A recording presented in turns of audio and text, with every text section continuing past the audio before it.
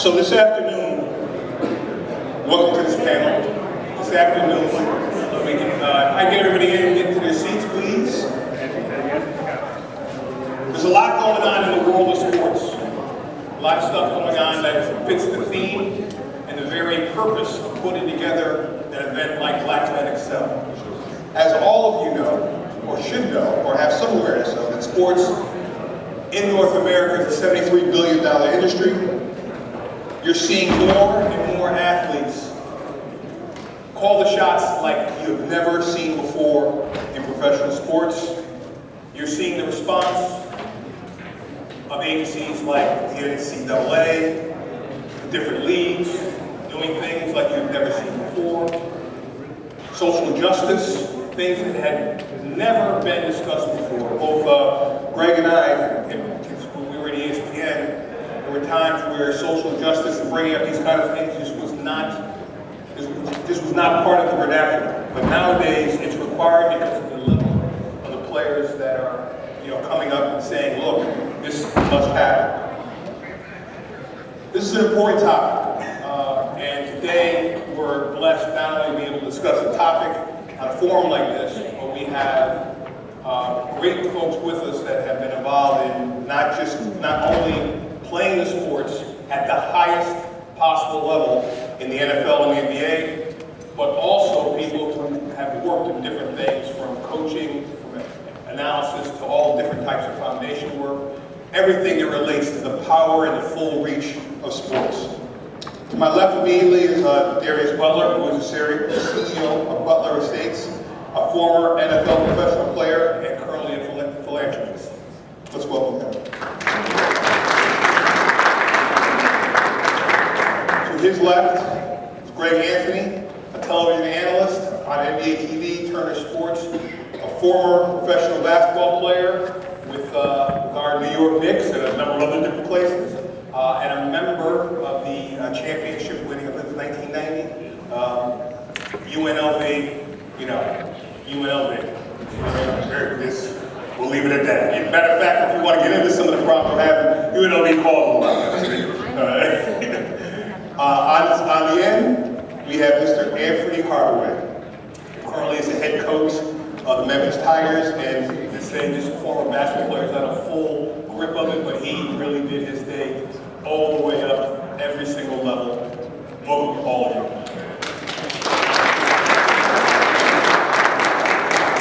The framing of this discussion starts around the Rooney Rule. The Rooney Rule is a rule that was started in 1993 that the NFL was having problems getting black NFL coaches, minority NFL coaches working. And they put a rule in place. The late owner of the Pittsburgh Steelers, Rooney, put a mandate that suggests that if there's a head coach opening, an African American has to be interviewed for that position. And while it has led to some new coaches and things like that, there's been some challenges with it. Most recently, as I mentioned in the opening, there was almost a bloodletting in 2018 where you had five African American coaches let go. Now, some of it, quite frankly, is deserving because of what's happened with their teams and things like that. But still, we've gone to a place where right now, going into this season, you have two African American coaches, one Hispanic coach, Ron at the Carolina, and then Brian Flores down here in Miami just got hired to be the head coach of the 3. But clearly, we're at a different time. So, what I'd like to start with you with this is, you know the results of the Rooney Rule. You see what's happening right now. What do you think about the rule, and what do you think should be changed if you could change something? I mean, the rule, it sounds good, but you see a lot of the times they're just bringing guys in. It's kind of almost a dog and pony show. They already got their guy picked out, and they're just bringing the guy in to interview him just to say we're interviewing. Like you said, guys are getting let go. They don't have the same leash, so to say, as the other guys, the white coaches. Like Steve Wilkes in Arizona Cardinals. He took over a terrible roster, rookie quarterback, and they let him go after 1 year. Vance Joseph, the list goes on. Like you said, Hugh Jackson, a situation like that, obviously they haven't went 0-16 and struggling, you let go of a guy like that, it makes sense. But we're seeing a lot of times they're bringing in their guys, they already know if they got picked, whether it's John Gruden coming out of the booth or Mike Mayock coming out of the booth, right. And then they're just kind of, interviewing guys just to say we interviewed them. So, I mean, it won't really change until the ownership and that front office changes. So let me propose this to you. Tell me what you think.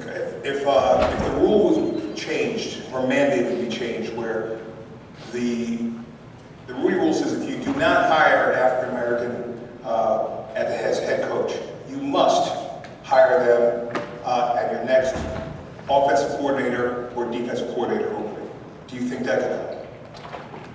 It'll help, but like I said, I don't think we'll see real change until their front office changes. I mean, it's like a lot of other businesses around America. I mean, if a front office looks a certain way, that's how the building's going to look. I mean, but in our industry, you got 75% of the roster is black guys, right? So obviously, you play the game. The opinions of head coach now, Greg Anthony, a coach if you wanted to. You know the game. You're smart. You can teach other guys the game. There's no reason why 70% of the coaches should be black. But they kind of holding on to that. Like, okay, even as a player, I explore culture. And even seeing that dynamic, being in the room, those guys, you can kind of feel it in a sense, almost like they're intimidated in a sense. Like, okay, we let you in, this guy will come in, that guy will come in. Like, no, you got the player part. We can't give you this and that. So, I don't know. The only thing I think we'll see real change is when that front office starts. When the decision makers start to look like us, then you'll see more of us in there. Come back to it. I want you to think about one thing as well, come back to it, the Sean McVay effect. Okay. I want to make sure we talk about that, but we'll come back to that. Greg, I'm going to switch to you real quick. Rich Paul made an announcement in January, and in that announcement he said that Anthony Davis will not be seeking a new contract or having his contract extended, which was a de facto statement that he wants to be traded. Eventually, the NBA fined him, and that led to a 6-month process where eventually Anthony Davis went to the Lakers and all these different things. But there seemed to be a moment where a number of people in the league really stepped up with some anger and some challenge to what's going on with Rich Paul and the whole Rich Paul LeBron thing. Can you give me your perspective on that? Well, the things that you guys just talked about, I think that this is where the NFL differs from the NBA in that our superstars know their value and our owners know they know their value. And so, quite frankly, my perspective was what Anthony Davis did. He did New Orleans a favor because he could have just played it out and then walked as a free agent. And now they'd be stuck without any assets. But he, in essence, told them, listen, I'm not going to be interested in re-signing. I've been here X amount of years. You guys haven't proven to me that you have the wherewithal to build a championship caliber team. And in our sport, championships and winning championships really defines your legacy as an athlete. And so in order for him to kind of aspire to a higher level, he had to go to a place that would give him an opportunity to win a championship. And so he was able to pull it off. And quite frankly, New Orleans benefited from it. Because they were able to go out and make trades that energized their franchise. They get the number one pick this year. There's a lot more excitement there than there would have been had he decided to stay. I'm going to push you a little bit, Greg. The league, people in the league, they're not happy that Rich Paul has this kind of power. Yes or no? Probably not. And a lot of it, the element of race plays a role in it, but it also, there's a little bit of a distinct difference here. We have far more progressive owners than we don't have the old boy guys. We don't have that good old boy network. We have a lot of new money owners who don't see the world the way you saw it 20, 30 years ago. We just don't have those kind of, we don't have a commissioner that looks at it the way their commissioner. Our commissioner, and I was vice president of the Players Association when I played. And David Stern, who was a really good commissioner, but David Stern was a commissioner for the owners. He wasn't a commissioner for the players. And the difference with Adam Silver was a commissioner for the league. So we truly look at it as a partnership. And even in really productive partnerships like relationships and marriages, right? There's still friction. I've been married 10 years, and I still have days I don't want to talk to my wife, she don't want to talk to me. But we have harmony in the big picture. And that's how it is in our league. There's gonna be friction. There's going to be times where there are disagreements, but that's all healthy.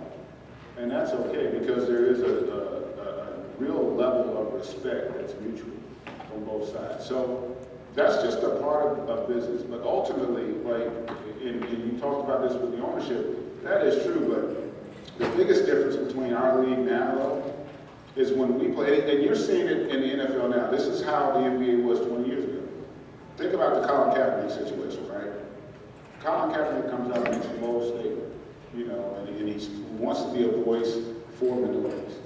The difference is, Colin Kaepernick was not an established superstar. Our established superstars will make that statement.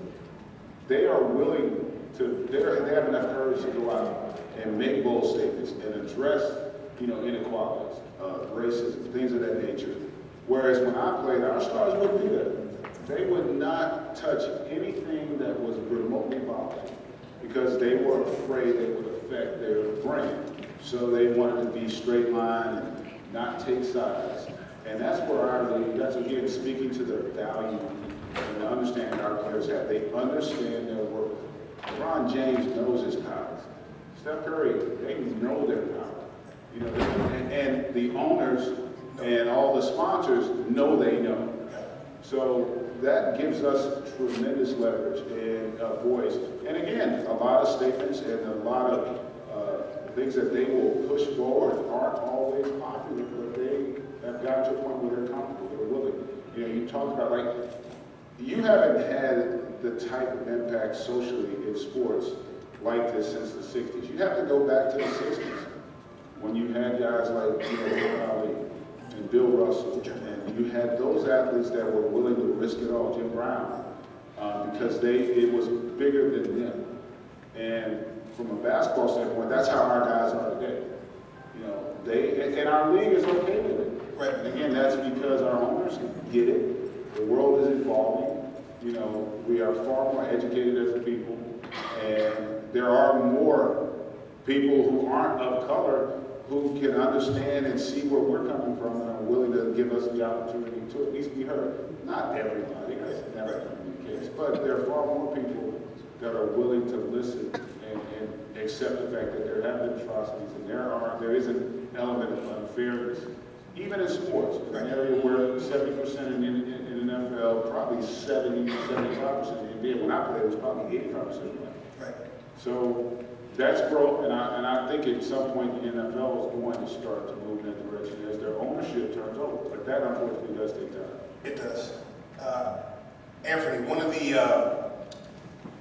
the things that's gripping college basketball right now is there's an NCAA recruiting pay-for-play scandal that's going on. I was really sensitive about asking this question, and I recognized, I remember there's this movie I watched called Blue Chips, so I figured you knew something about that.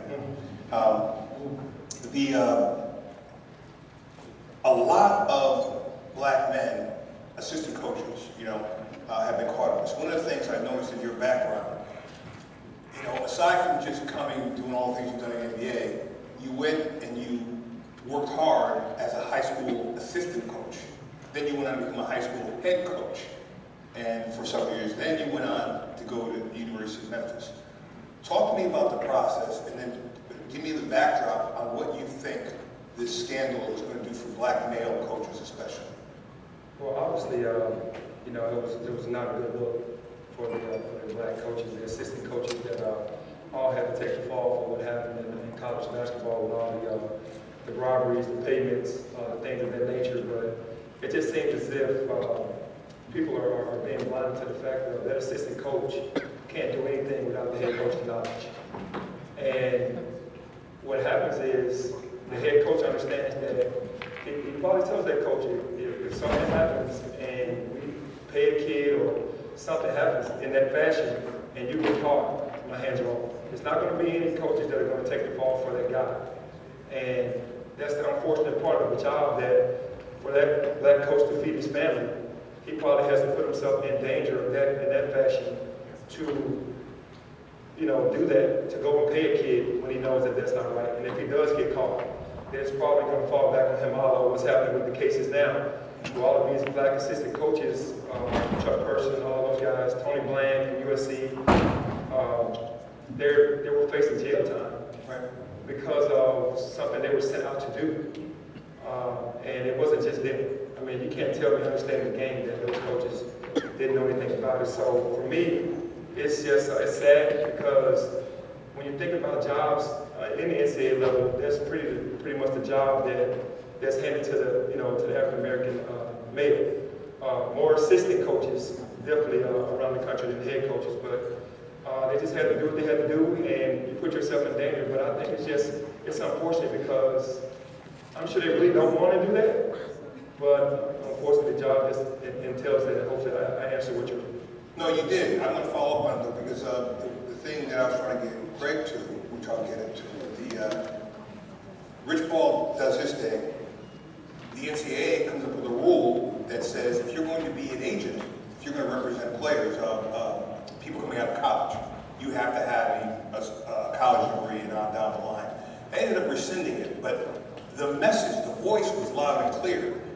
They were worried or concerned about cool black guys talking to younger guys that will also see them as cool. See them going to the events, see them laced properly. That young man is dangerous, and the NCAA responded as such. Basically, the same thing that they are suing these other guys for is what they were afraid of with him. How do you see that with the assistant black assistant coaches? Are they talking about it? Because that's their job. That's your job. Yeah, I'm sure I have, just only being in the year, but you just know, just from being around, and you see the coaches on the road. I talk to our coaches a lot. I have a buddy of mine that's been on the job for like 23 years. He understands the ins and outs of what's going on, and I spoke to him about it because he's been in the game for 23 years. And the only thing he said was, it's tough, man. You put yourself on the line because you know that's your job. You don't want to lose your job. Because if you don't do that, then the guy might move on from you. Right. And it's just a tough situation to be in. And I'm sure that all of the coaches around the country who saw these guys get caught doing that, it definitely sent a signal to them saying, hey, is this worth it? Because now the FBI is involved. At first, the FBI was never involved. It was just a slap on the wrist, okay, you get fired, maybe you can go get another job somewhere else. But now, facing jail time, that makes it way different. So, Greg, Tyronn Lue, he's up to be coach of the Lakers. He has a relationship with LeBron. They won a championship together. When it comes time to do the negotiation, he wants 5 years. They say, no, you got to take 3, and then when he doesn't, they walk from him. Do you think that approach to the black coaches is fair or right? Well, let's say this. All of what we're talking about is true. Not all of it is, and no pun intended, black and white. Because Frank Vogel signed 3 years. So the white guy that they hired after Tyronn Lue turned it down, he took that 3 years. Greg Anfernee. No. But what I'm saying to you is this. If you run a team, it's not all just about because he's black in his case. And to his point, he had the leverage to not take the job. Yes. So he was still being paid by Cleveland. He's now taking an assistant job with the Clippers, working for Doc, who's the one that kind of got him into coaching. And all I'm saying is, so in that case, it's not really fair to say, because in essence, the Lakers said, we want to hire somebody for 3 years because LeBron James has 3 years on his contract. Yes. So whoever we hire, we want to tie him to that player and this run that we want to make. So I don't blame Ty for not taking it. And I talked to him about it, and he was pissed because he said, look, I got a championship on my resume. Yes. And that does matter. And it does matter. But that's why the Vogel comment you made wasn't quite offensive, but it was on the edge of offense, Well, yeah, listen, look, the thing is, though, I get it from the team standpoint. Like, you're a businessman. A lot of businessmen here. And so let's just say, let's take race out of it. I got the Lakers. If I got Penny Hardaway, and he's the best player in the world, and I got a 3-year window, and we're going all in for these 3 years, that's all I'm focused on. I don't want to then, if something happens to go haywire, this thing doesn't work out. They just fired a coach that they're still paying. They owe him 10 more million. So like there's a business element of it. So it's not, that was not just purely a race thing with Tyronn. Like now, if they'd given Frank Vogel 5 years, now that would have been a race issue. I would perceive it that way. But because they basically gave the contract they offered Tyronn Lue first, and he turned it down, they gave it to Frank Vogel. So I can't really fault them for that. And I also, again, a lot of this stuff, we don't want to put a blanket over everybody, because I know Jeannie Buss really well. She's not racist, okay? And she's not looking at that. And their front office, what they were doing, and Pelinka is not either. They were basically, this is a business decision. They didn't want to go out and pay big dollars and be on the hook for 2 coaches. Let's say it doesn't work this year, they got to fire him. Now they're paying 2 coaches major money, and they now got to go out and get another guy. And you can't go out and hire, you know, a nondescript coach. You've got to have a name and presence. And so, like, I get it from your standpoint. But to your point now, big picture, that stuff does happen. There's no doubt about it. But I go back to understanding your value, and not everybody's in a position, but Tyronn Lue was in a position to say no, because that's a priority issue we have in the NBA with a lot of the, excuse my French, the shitty jobs that we have in our league. Generally, those are the jobs that black guys will get, because they can get the Atlanta job, because they're gonna be bad, and I don't have to really pay them. The head coach of Atlanta ain't making $5, $7, $8 million. He's probably making 1, 2, 1, 3. A lot of money. Relatively speaking, it's not a lot of money. You know, but by the same token, Johnny Davis has been in this situation, Larry Drew's been in this, I mean, tons of guys. By the same token, if the guy doesn't take it, he doesn't have Tyronn Lue's leverage. He's got to take that job. And then you hope, and he hopes that he can go in and prove his God and his word, which he's done. You know, so now he set himself up where for his next job, he's going to get the opportunity. And again, I go back and I toot our league's horn because, listen, we gave their official had never coached. Lakers gave him a 5-year deal, I should say the Knicks, $25 million. They had offered Steve Curry turned it down. Yeah. So we do get that, but even having said it, as good as our league is an understanding of the race relationship as our league is, we got a few good old boys. But our guys aren't afraid to buck the trend. Our stars are what make it. When we played, like we said earlier, our stars, man, they were not going to speak up for the betterment of our league. That's so different. Chris Paul, Steph Curry, LeBron, I mean, all of our guys. And they're also high character guys. None of our guys. If you look at our top 10 players in the NBA, and I use this line all the time, what makes our league so popular now is that a middle-aged white man can be sitting down watching the game with his son or his daughter. Games can put his arm around his son and be like, man, I'd love for my son to be just like Steph Curry. You know, he can, because our guys transcend race now. They truly transcend race. But that's a path that they've had to go on. And again, it takes courage. It takes a lot of courage for a guy like LeBron to go out and make some mistakes and do some of the things he's done. Especially in today's age where we all know everything about everybody. You know, so that's where we've made progress. We still have a ways to go as well, just like that, but we are making progress. So I give our commissioner and our stars a lot of credit for pushing out. Darius, let me go back to you on the coaching thing.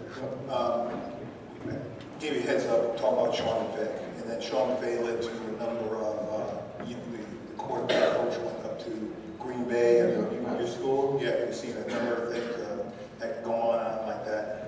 This boils down to opportunity. You know, if you get an opportunity in an OC position, or in some cases a quarterback school position, because of the McVay thing, this coaching thing is happening. How do you see that affecting the black coaches getting those kind of opportunities? I know that's society. Obviously, Megan, obviously Sean McVay is a great coach, and his quick early success, a couple months older than me, he's head coaches in Super Bowl, Bill Belichick, that led to the Matt LaFleur's, and a guy like Cliff Kingsbury, who took Steve Wilkes' job in Arizona, he literally got fired up. So he didn't have a winning record at Texas Tech. They fired him at Texas Tech. They said, you know what? Come on up here to the NFL. Like, we got a head coaching job for you. So that's like almost, blatant. And the backup quarterback for the Cowboys. I can't think of his name right now, but he literally retired the following. What was that? No, the backup quarterback that was he's a lefty, number 17. But he's now the offensive coordinator for the Dallas Cowboys. 2 years ago, he was playing football. Yeah, Kellen Moore. So, and now he's in a coordinator position. So now it's probably black coaches that have been an NFL coach for 13, 14, 15 years, and this guy's their OC. So it's like you see it happen. I was a part of it. I played for a guy, Ron Meeks, who was a defensive coordinator for 12 years, and I went to Carolina, and they gave the job to a guy named Sham, who's now the head coach of the Buffalo Bills. So now this guy who's been a coordinator for 13 years. Now he's under a guy who's a first-year coordinator, so you see it all the time. You see the optics as a player. It's like, dang, and it doesn't matter the name. You think of a guy like Robert Mathis. I played with an Indianapolis coach. They took him a while to even give him a legit title, or for him to have real input in these meetings. You're talking about a guy who is the all-time leader in strip sacks, and he doesn't have and he can't stand up and say tell a pass rusher how to get the quarterback. Right. So you see it all the time, and it's discouraging, but you just got to keep working. Like you said, a big part of it is the big guys who have the name. And Colin did a great thing, and like you said, but he wasn't a face of the league. If that was a Cam Newton or Antonio Brown or who, or just collectively these guys did or said something, the team owners, they got to move. Like they're not dumb. They got there for a reason. They know what runs that motor. So if those guys, and actually I was on the phone to kind of get into a little more when the Colin thing happened. And actually this was after Donald Trump called Colin out. He was like, SOBs take a knee, you're out of here. And at this point I hadn't taken a knee because that just wasn't my personal protest. I'm like, I'm not getting on the knee. I stand up, put the fist up, I'm gonna do some things in the community. I'm not getting on the knee though. My knee is to do so. But at that point, Trump kind of drew a line in the sand for me. And I was like, 20 years from now, I'm talking to my kids, and they're telling me, hey, what happened? Like, what did you do that following Sunday? Like, I took a knee. So, so it was tough because you saw how it affected college, and for a lot of guys, it's easier. So basketball, if you're a Penny, you're a Greg Anthony, you're the guy on the team. Once you move, that changes the whole trajectory of the NBA. Once LeBron go to L.A., that changes the NBA. It's not like that in the NFL. Rarely does a guy move and it changes the AFC or the NFC outlook. So guys have to have it, and that's by design. The NFL promotes the shield. The NBA promotes its players. When you're the shield, we're behind those helmets most of the time. So it kind of takes away our power in a sense, and they know what they're doing. But back to what I was saying. So I'm on the phone with these guys, and it's Colin Kaepernick, Malcolm James, McCourty, Richard Sherman, just a collection of us just trying, okay, what are we going to do? Like, what's our next move? Because now the owners are like, we want to get you guys up in New York. We want to have a round table meeting now. Okay, obviously we know going into the meeting, their only objective is to get us off the knee. That's it. They can talk about it. They can talk about whatever initiatives, social justice. They want you to get off the knee. And there was an owner in there that actually said, like, kind of in the middle of the meeting, all right, what do we got to do to put a band-aid on this situation? Like, those are just little words. Another owner in there is like, hey, we may come, whatever agreement we come to today, these are his words. If another black kid gets shot, you can't just kind of, just go off that, okay. I'm like, hey, like I said, it's 13 of us, it's 13 of them. Like, honestly, that's completely different. You can't speak on how we should feel about a black man getting shot or a black kid getting shot, because we see our sons, we see our cousins, we see our fathers. Y'all don't have that same emotional reaction because it's not real. So you don't have to have those conversations with your kids.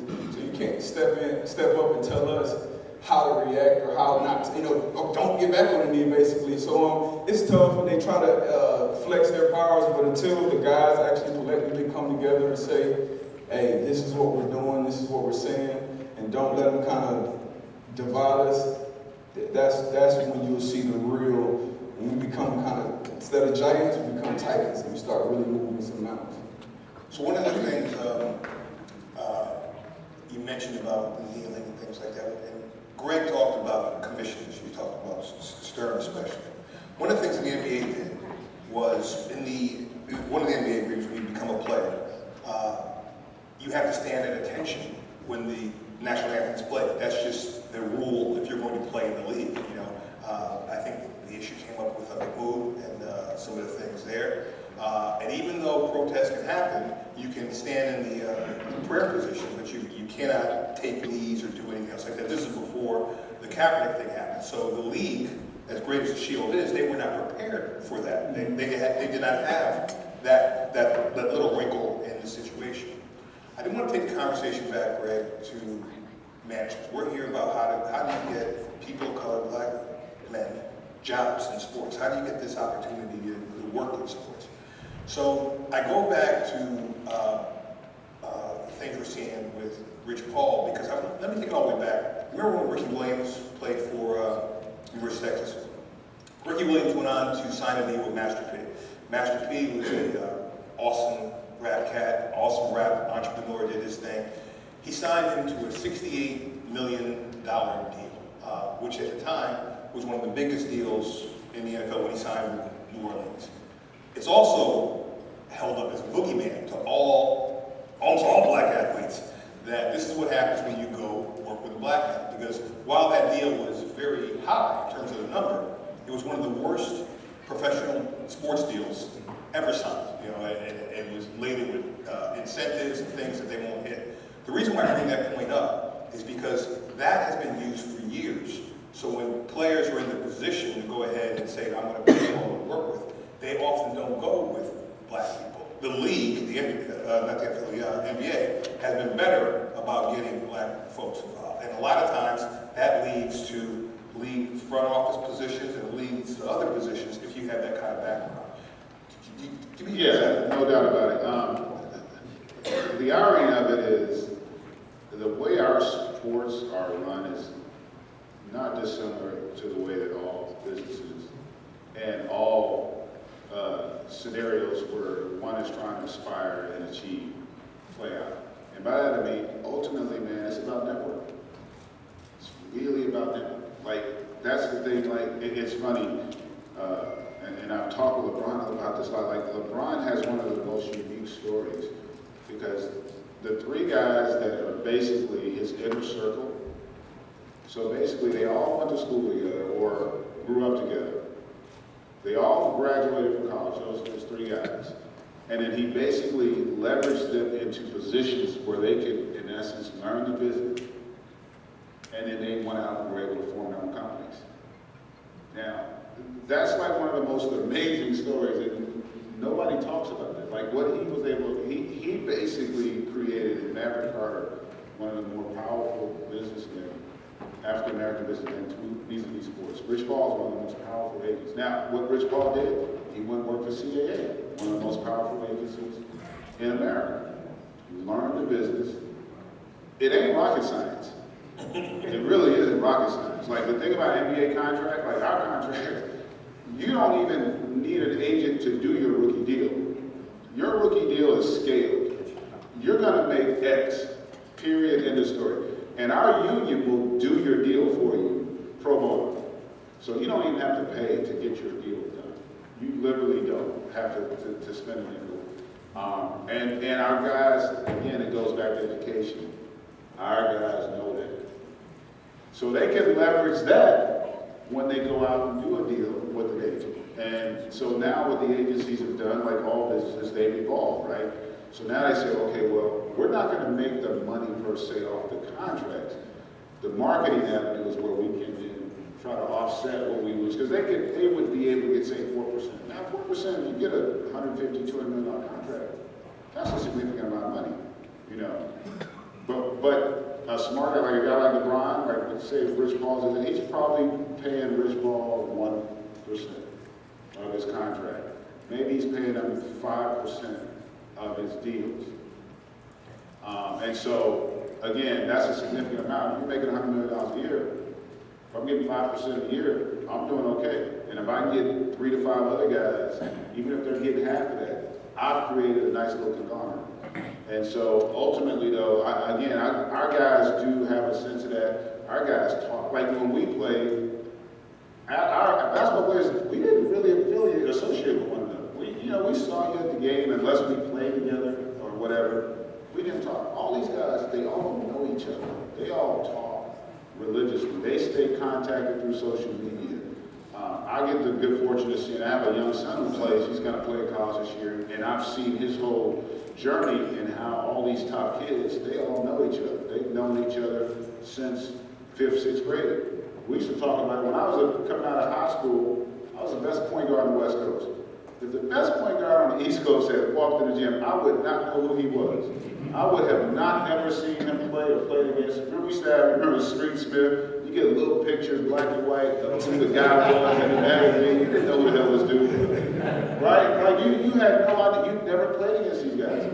Nowadays, again, these guys have, where we talk about all the issues we have, there's a lot of positives that have transpired. Now these guys, these kids from 5th, 6th, 7th grade, they get their training. They get to play against the top kids throughout the country.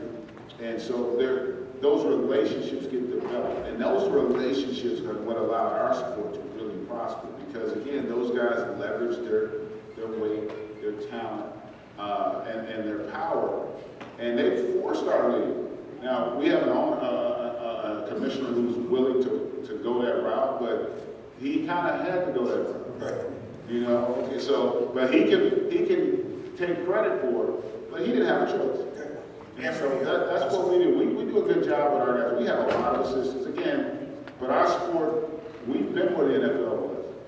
You know, 10, 15 years ago, and my hope will be in 10, 15 years, the NFL will be where we are now.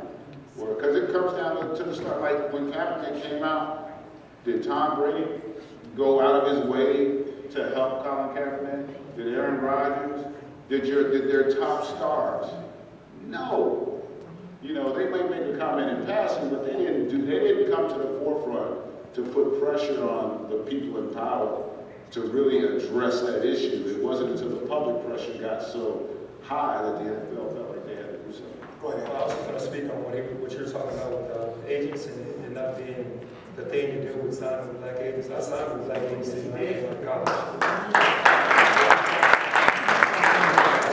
I felt like, what couldn't they do that anybody else could do? They came in, gave it a pitch. I was very comfortable with them. They were very brilliant guys, 2 and 3 degrees, and understood what was going on. They only had football players. I was their first basketball player, but they gave me enough comfort, and understanding that I went through probably 20 different agents, and I chose them when it wasn't the most popular thing to do, and I was laughed at. But we went on to do some great things, so I just wanted to just talk about that part. Let me ask you a question. You have pressure on you. You have the pressure of, being a black person, in that position, What is your plan this upcoming season? What is my plan? Yeah, what's your plan? As a coach, as a coach, as an executive or anything, as a representative of all black men in the free world,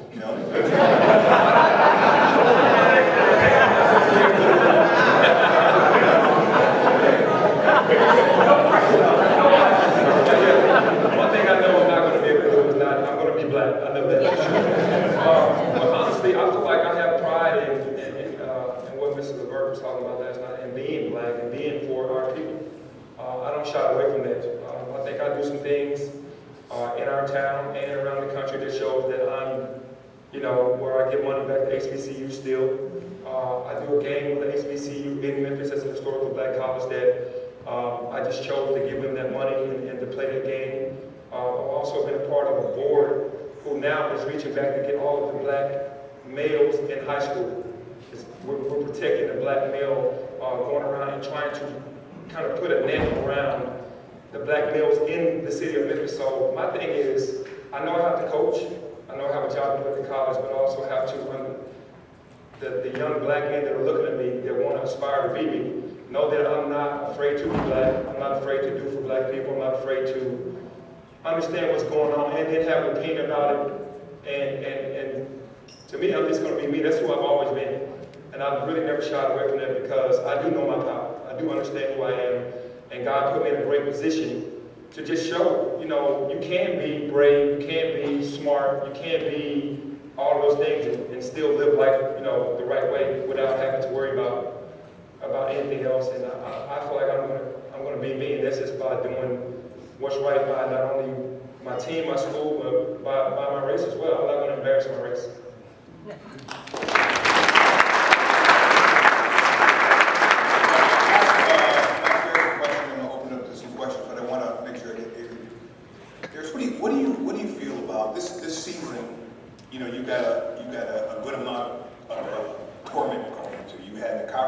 situation that you mentioned before. You had situation with coaches. You have a few domestic violence issues that are going on in the league that are of some size. And then we get to the end, you have the Jay-Z social justice discussion that comes up. Tell me what you expect of the NFL, and where do you see the opportunities for black men in particular? I mean, I expect the same thing from the NFL. Obviously, they've been, you know, with all that aside, their numbers are still growing. They're still doing numbers, and people are still watching. And that's the only thing that, as far as the Jay-Z partnership, you know, I felt a certain way about it, but at the same time, Well, Darius, what is that way you feel? I mean, I don't want to dive all the way into it, but because I feel like as a people, I think it's important for us to, and I see it a lot in other races, like to kind of stay on code in a sense. So in the public, if you do something that you create a partnership with somebody, and I felt like maybe you should have reached out to me, we should have talked about it. I'm gonna find a way to get in touch with you. We're gonna talk about it. We're gonna handle it, and then maybe we'll speak about it publicly at some point. I'm not gonna publicly come out and say, hey, you know, keep. So I think as a people, we need to be better at that, staying on code. You know, saying the right things, doing the right things, and obviously handling it. But and I still see the opportunity, but it has to change at the top. You know, and the guys that are in position, and they're doing better in the NFL. The guys that have positions of power in the NFL, like even Brian Flores, he got hired in Miami. You know, he hired a black coordinator. He hired a black quarterbacks coach. So he hired a lot of the GM there, I believe, is black. His career, I think he's still there. So it's possibilities there. But once we get in position, we can't kind of get there and say, all right, I'm here, he's here. We can't have 2, 3 more in here now. We got enough. You know what I'm saying? We got to just keep bringing us in, and kind of changing that whole culture. We don't have a floater mic, so if you want to ask a question, please stand up. Oh, we have one? Okay. Can I just say something about that? Oh, absolutely. Because I have to tell a story before we talk about questioning. I got faced with a situation this year with a kid. I kind of kept the kid on the cusp, and I'm going to get somewhere with this. His high school coach was the father of his coach that was in junior college, there where he was. So when we talk about connecting the dots, that's what we call it. And I lost this kid to a college because of the dots connected, and then I see the same thing, meaning he went ahead and signed with a different school because his father and his 2 brothers connected with him from college and took him there, or whatever. But when I see the same thing with these coaches in the NFL, in the NBA, all these coaches that are being resurfaced, the reason why I feel like black coaches aren't being given the opportunity is because they come from these different trees of guys. Like, I'll go, who is that guy? Well, he comes from a tree of Dick Vermeil or all these older coaches. And it's like it's a tree of guys that fight for each other. And then they have connections with the inside, so those guys keep getting resurfaced. So I don't think the black coaches have been able to infiltrate that part of it to be able to give the opportunity. I think a few are, but not everybody. But there's a tree of guys of about 5 coaches that are kind of like blossom coaches out into the world, and then they have the guys that have been under them, and those are the guys that they keep shuffling to keep their guys in, which will never really allow us the opportunity. So I look at it as connecting dots. They have the dots connected already before it even starts. One of those guys is Tony Dungy. He had that tree where I think Mike Tomlin was in his tree. Caldwell just got, and like you said, that's huge. That's huge. So you got Parcells. You still see a lot of coaches in the league that's from the Parcells tree, from Andy Reid or Bill Walsh. So that's very, very important. How you doing? This question I'm going to direct to Penny as your collegiate coach. My son played college football at Ohio University, and he is trying to establish an organization to help the former players, as the university doesn't really have programming set up for those players that have gone through their program, and a lot of them are struggling to be able to get corporate positions or struggling to just have those connections. Are you planning to put something in place in Memphis for your players who don't make the NBA, considering your recruits, for those guys who are not going to the NBA, so they have opportunities where they have that Memphis network where they can go out and do big things in business and do other things and have that support? Yeah, for sure. I think G and I talked about this before. It's I definitely understand because I played at the school where I coach, And I still know a lot of these people. You got Walmart, you got FedEx, you got Lowe's, you got all these different companies. My pitch to the kids coming in, that's a part of it. Because you start with my school, if you don't make the NBA, if you don't make it overseas, then you're going to be set up with a great job and have a great future wherever you want to be, because we've connected these dots that I'm talking about with the people and the powers that be, that if you don't make it, that you have it to fall back on. You can't have a kid, in my mind, to come to your school and if he's done his 4 years or did 1 or 2 years, didn't make it, and then he comes back and asks you to help, and then you turn your back on him. And I think a lot of that is going on. You have to be a part of that process as well, because once you sign with a school, you want to be with this school for life, meaning I want to always be able to call back on you guys for a favor or to put me in a good position. And that's definitely what we do in our school. We always have all our guys lined up. In the summers, if they want to do internships, after basketball, if they want to come back, we definitely get everybody to get their degree.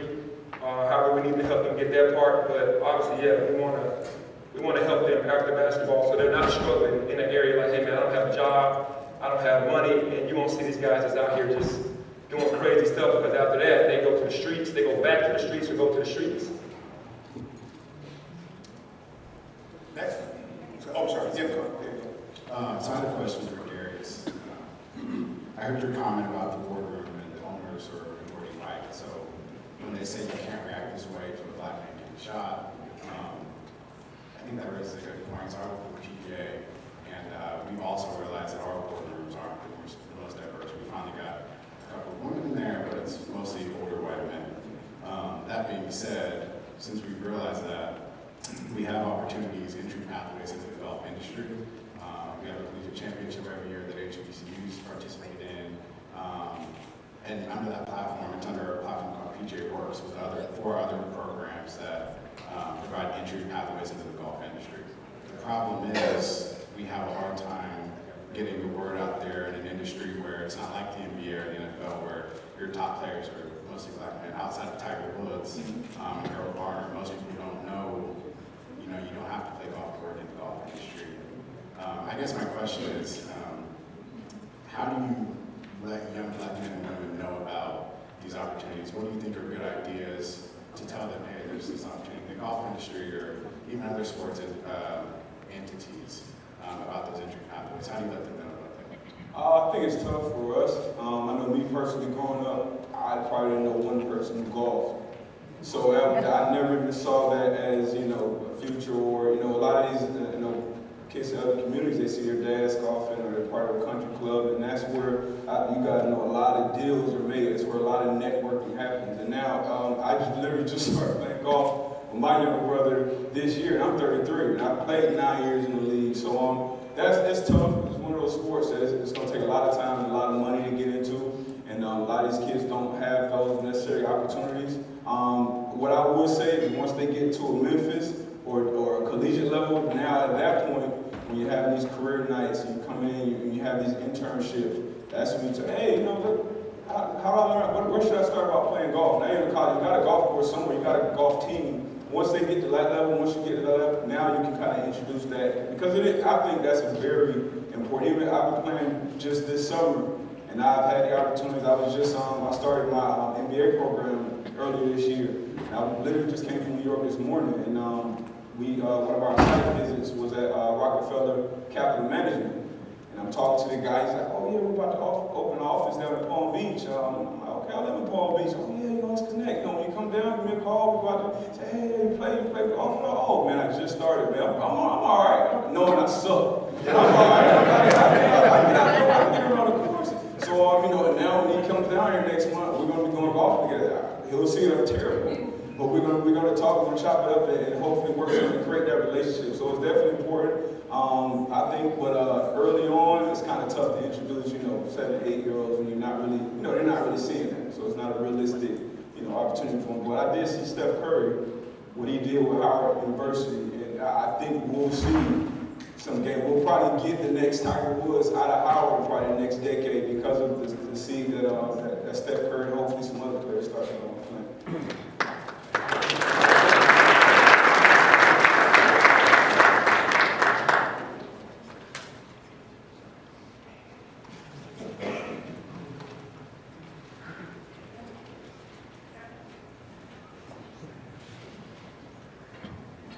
No problem. Good afternoon, gentlemen. Thank you for sharing today, but what do you think is going to take for the African American to be able to become a majority owner in the NFL? We probably have more money than we've ever had. $3 billion. But we can come together potentially with individuals who are wealthy to do that. But it has to be more than just the money. If we put 20 or 30 people together and form a corporation, we can do it. But do you think it's bigger than just the dollar? Listen, that's the ultimate race is color, is green. And I do think, just like we've seen in the NBA, that it can be done. The NFL, those teams tend to not come up as often. That's really, to me, the biggest reality. There's plenty of wealth. And the other thing is, too, the way that those leagues are set up, and it's one reason why you've never seen a professional team be sold for less than it was bought for. They always appreciate it. And part of that is, they do make it hard. Like, you have to be liquid. Like, you can't just say, hey, it's not like buying a house, we'll put down 10%. There's no finance for rent. No, you gotta have all 100%, basically. And they also don't want conglomerates. They don't want, and it makes sense, I would not. They don't want 22, 23 people coming together because that's the easiest way to create chaos. So they want to have a scenario, maybe there's one or two of you that can ultimately go about it. But I do think, just like we've had with Michael, George Bonner, I think that you're going to see that happen ultimately as well. But again, that's the biggest issue for the NFL, that good old boy network. That's the network. Really strong. Like, they trying to, Jerry Jones, that's going to the sun. Oh, yeah. They're not trying to, the only way Carolina got sold was about the fact that he had the issues that he had legally. So that's going to be a big challenge. Absolutely, but that ultimately is the decision of the owner. And also, when you come in, when you're trying to buy an NFL team, the majority of the group has to approve you. So you come in with $10 billion and say, I want to buy whatever team. If the group doesn't say, nah, Darius can come in, I can't get in. So it's not all about money, it's literally the network. So, I mean, it'll be tough. Like you said, they're not just selling it because those numbers, those TV deals, they're growing every year. And it's also ego. Pardon? One in the NFL, I think Jacksonville Jaguars, Khan. He's I'm not sure his nationality, but I think he's the only minority owner in the NFL. Hi, my name is Deshaun Lawrence. I'm a college student in Buffalo State. So my question to you guys is, being retired athletes, how did you guys make that transition from being an athlete to being a CEO, television announcer to head coach? And how was that transition? How important is it to have not a plan B, but have a plan for after you finish your primary career? I can talk about that. I think that that plan happens way before it actually happens. I think you start preparing way ahead. You guys would agree. I think the things that I wanted to do after basketball, while I was at my highest, I was trying to leverage those relationships with the people so that when I got done playing, that I would still have those relationships to be where I wanted to be. So that's what happened to me. I don't think you wait until you retire and then go, oh man, what do I really want to do? I think it starts to happen years before, and it's just a part of the plan. It's just giving small goals here and there about where you want to be with certain things, and maybe something last minute can happen, but ultimately you'll know where you want to be. Because for me, I just started planning for years ahead, and I went right into the field where I was playing. I would make one other recommendation, and we talked about this earlier. Like, you're in college, and I just said this to my son. I said, your best friends when you're starting college, you haven't met them. And I go back to this, networking is the most important thing you can do. When you go to grad school, it's not what you're going to learn in grad school, it's who you're going to meet.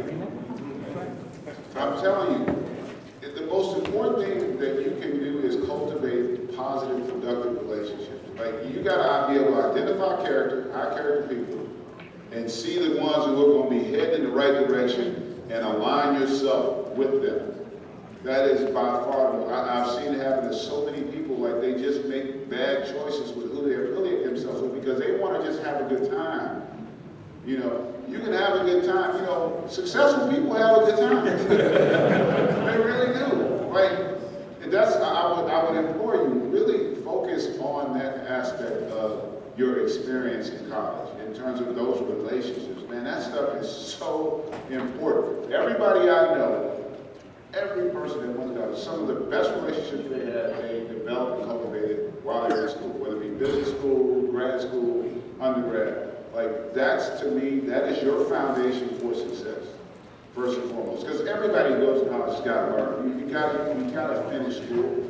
But equally as important is the relationships that you're going to develop. Because we all know people that we went to school with that have gone on and doing incredible things and successful things. And maybe you end up being one of those. But I'm telling you, really focus on that aspect of your life. Because that's how you move up that ladder.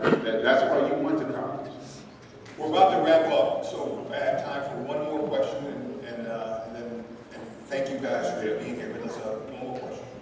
Hello, my name is Jordan Rufus. My question is, do you think the league should teach financial literacy? And if so, do you think that this program will be put in place? They do teach it. They have programs in place. I think it's more so on the guys that end up doing well, they kind of grow up seeing it.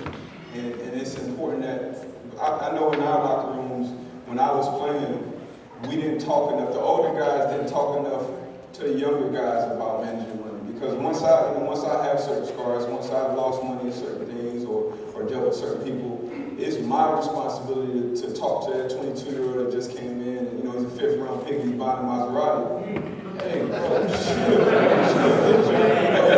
do draft pick, go to one of these dealerships, sign some cars, take a picture, get you a free car to drive around with. Like, my last 3 years, I didn't even bring any of my cars to Indianapolis. I'm going to drive a dealership car the whole time. Like you said, network. Use your name, use your resource. So financial literacy is something that you can be old, you can be young. A lot of people win the lotto, you lose the money a lot. So it's a learn kind of, you got to keep on learning, read, seek people out who have money, who their money is growing, who they're diversifying. Seek those people out, ask questions, because the league, they put those programs in and these people come and talk. And honestly, when they come in that room and it's at the end of a practice day and these guys got to come and talk for 30 minutes, man, them dudes, we in there sitting there like, oh yeah, all right, cool, all right, cool.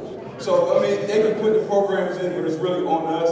And I think, like I said, 75% of us. So we got old heads. We talk to them about anything else. We can talk to them about women and trips and everything. Talk about money. A lot of people don't really like to talk about money, but hey, you don't have to get into details. But hey, this is what you do. This is what you don't do. I tell you the big things that I did that messed me up. This is where I am now. This is where I'm trying to go. This is what I'm doing. Do that. I think that's the biggest thing. And I would say, we do in the NBA, like we do a rookie symposium.